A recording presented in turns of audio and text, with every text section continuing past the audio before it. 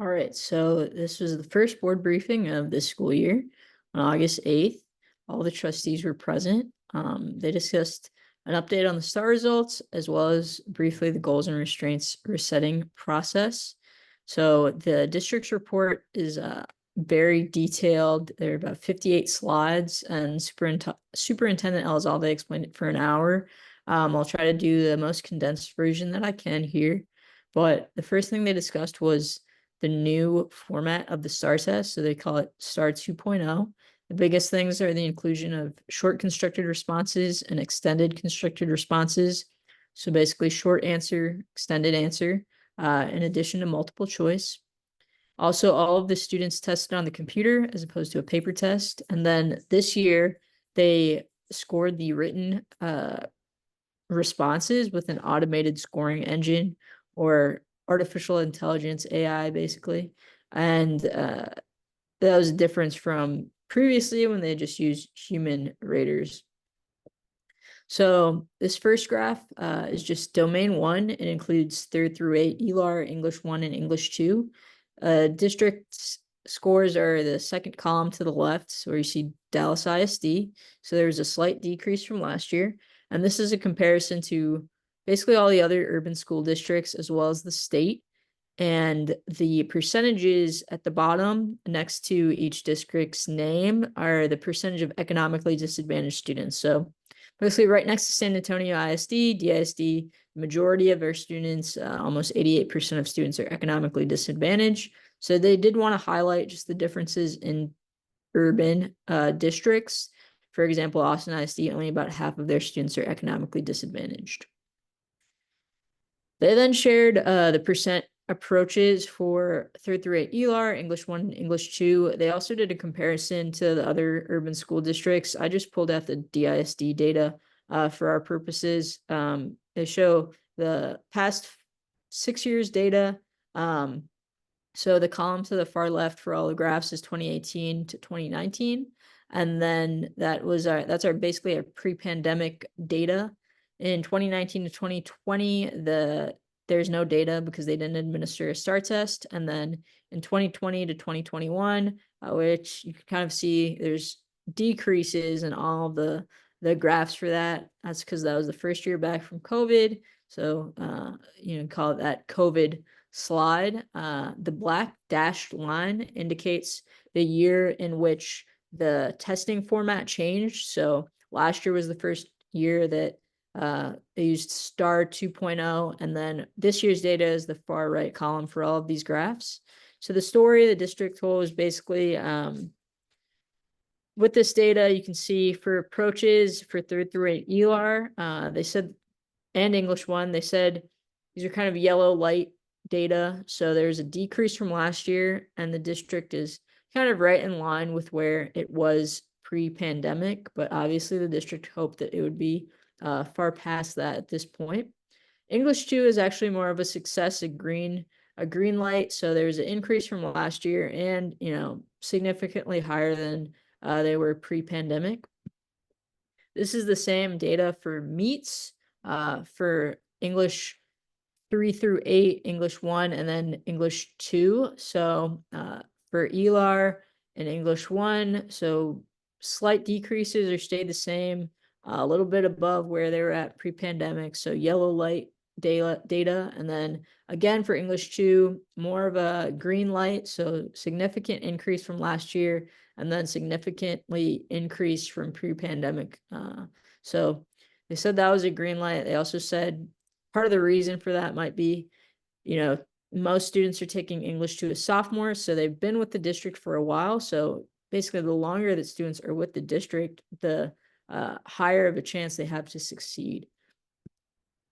And then this is the data for masters. The one difference is English 1 is actually where they saw an increase in the percentage of students getting masters from 8 percentage points to 11 percentage points, and then significantly higher than where they were at pre-pandemic.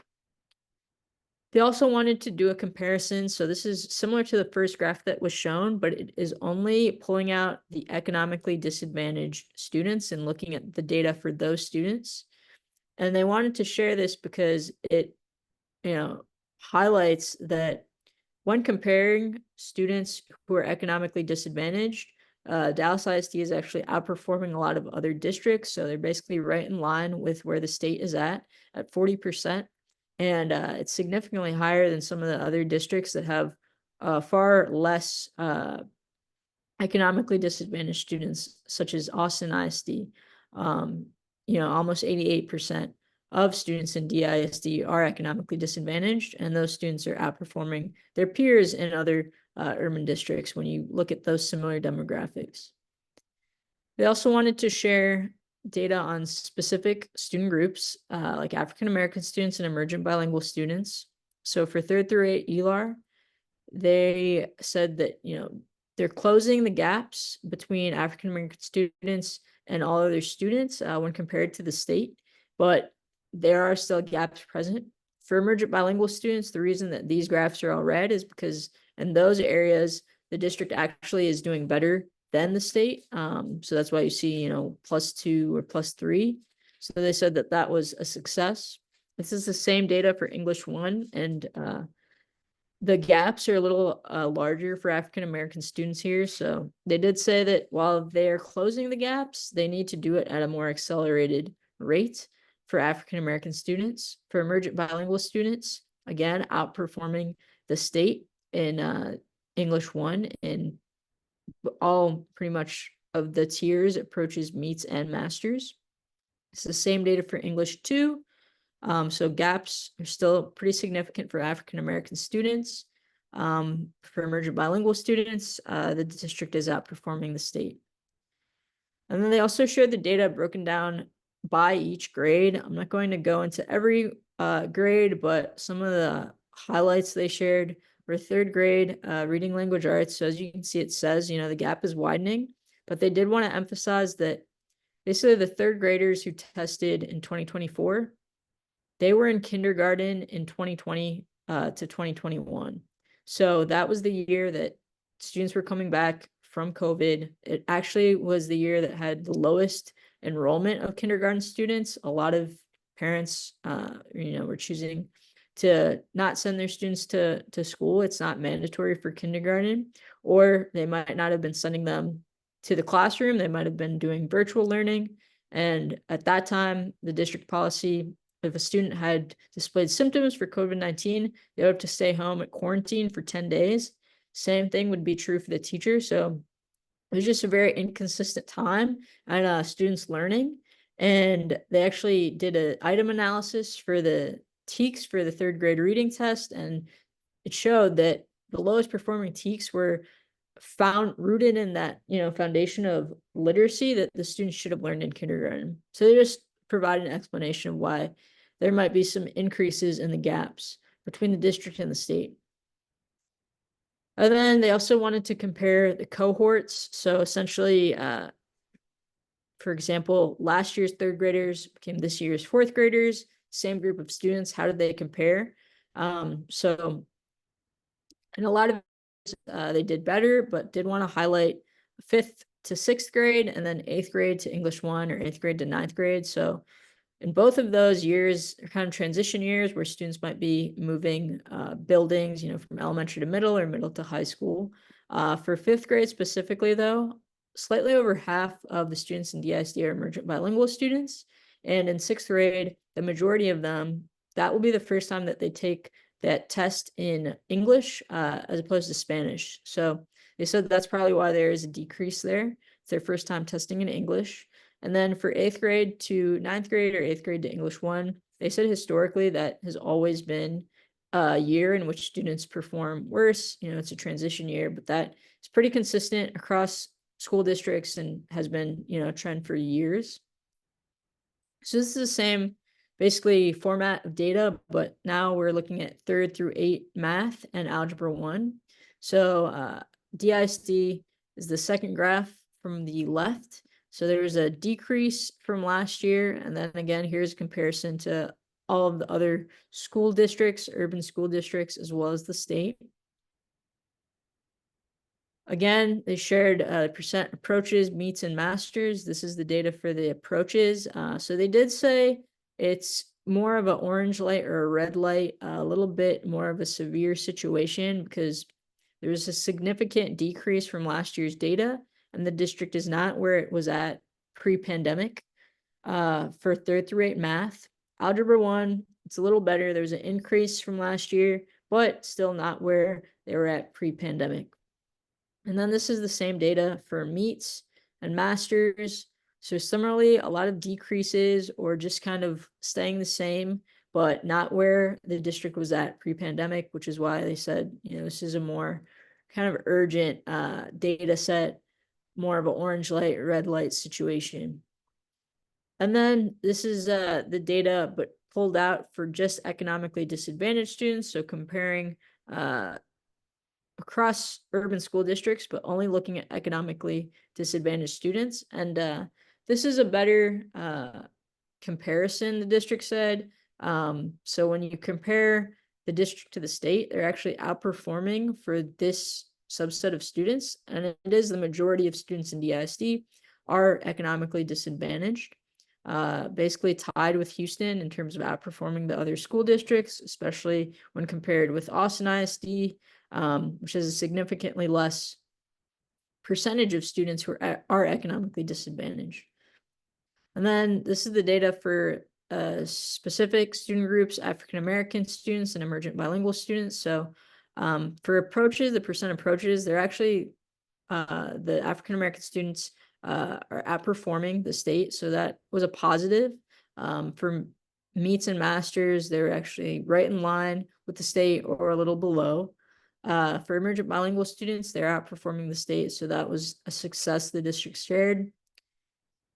For Algebra 1, for African-American students, the gaps are still present. They are closing the gaps, but they are still present.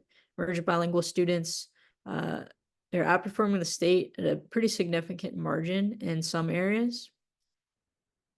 And then this is a comparison by cohort. So comparing, last year's 3rd graders to this year's 4th graders, the same students theoretically. I did want to point out the drop from 6th to 7th grade, because obviously that's a huge decrease. So the district shared part of the reason for this is that the majority of students in 7th grade do not take the 7th grade math test. The majority of them are in honors algebra.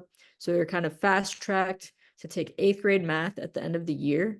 So this 11%, that's only about 1,400 students who are in on-level 7th grade math and testing in 7th grade math at the end of the year. As I said, the majority of students take the 8th grade math test, so they're included in the data for the 8th grade math test. And then they pass, they go on to take Algebra 1 during their 8th grade year. So that's why there's kind of an anomaly in this data set. So the discussion, Trustee McKay just wanted to stamp that, when comparing data on economically disadvantaged students, DISD is outperforming other urban districts.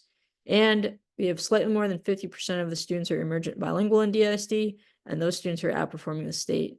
Also wanted to know more about automated scoring. So the district was allowed to review scores of 0. So if a written composition had a score of 0, the district could review that. And they actually had a larger percentage of students receiving 0s than last year. So the district does have the opportunity to submit students' work for rescoring, but it does cost the district $50 per student, per sample. So it's not something that they really want to pursue. They're collaborating with a partner to develop, an internal AI scoring system. So that way, when students take, a mock test in the spring, they can score it with this AI, and hopefully it will give them a clear view of what they might get on the actual test. But they did say that the automated scoring pretty much hurt the district more than it helped the district, based off of, the data. Trustee Turner asked he wanted to know what supports parents and principals receive. So basically after this, the principals are going to receive their data for their campus, and they'll be able to use that to plan for quality tier 1 instruction in PLCs and professional development for their teachers. They also have math and literacy labs for tier 2 support, and they conduct parent conferences and meetings. I want to know if every parent received resources to help their students. So basically if a student is struggling based off this data, they'll receive letters recommending that student for tutoring that the parent has to sign off on. Trustee Mackey wanted to know basically the executive summary for this data. So they said they're holding steady for many grades or subjects. They did close the gaps in some areas for African American students. Emerging bilingual students are outperforming the state, and they're beginning to see the impact of the district's investment in early childhood, algebra, and African American students, but they do need to perform better in math overall. He also wanted to see the data disaggregated for those students who are testing in 7th grade math, and then those 7th graders who are actually testing for 8th grade math, and wanted to know the big areas of focus for the year. So they said for this year, it's curriculum alignment, professional development, and assessment question upgrades. Trustee Foreman wanted to know how school leadership aligns to meet the needs of different grades and student groups. So they regularly meet to discuss that data.